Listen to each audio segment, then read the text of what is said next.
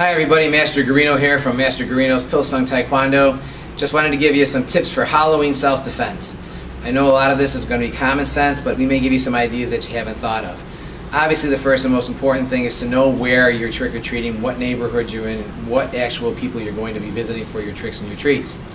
Another thing too is parents, you need to be out there. I know you want to send your kids out alone, maybe the teenagers taking the little kids. They're not as responsible as you, so anybody that's going out trick-or-treating should have adults with them. Obviously we want to have our hands on our kids, holding their hands when we're getting near the streets or even when we're just walking on the sidewalks. It's very important. The kids should be in really brightly colored costumes. I know a lot of them want to be zombies and ghosts and ghouls and things when it's very dark, but they can't be seen, and they should have some sort of a flashlight with them. I don't recommend just a plain flashlight that has a beam, but some sort of a flashlight that has a cone that lights up so it's a movable object that they can see moving in the dark rather than just the beam. You might possibly want to carry a flashlight with a beam so you can see where they're going.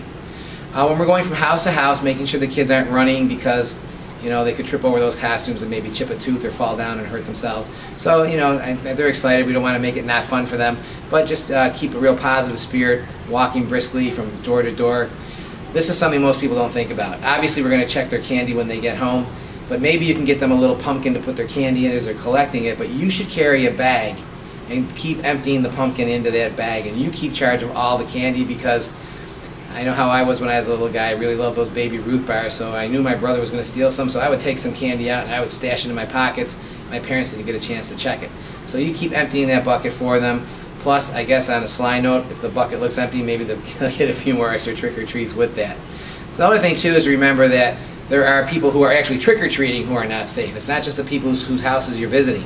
Sometimes the people you're out with. So know who you're out there with and know where your kids are at all times. Another great idea too is sometimes to drive them to neighbors' houses that you know, or set up a pre-trick-or-treating event. Maybe at the police station, maybe at a local gymnasium in the school where they're going to set up trick-or-treat stations. Things aren't what they used to be, the neighborhoods aren't quite as safe. But our self-defense is going to start now as we're preparing for Halloween, and explain the rules to your children ahead of time.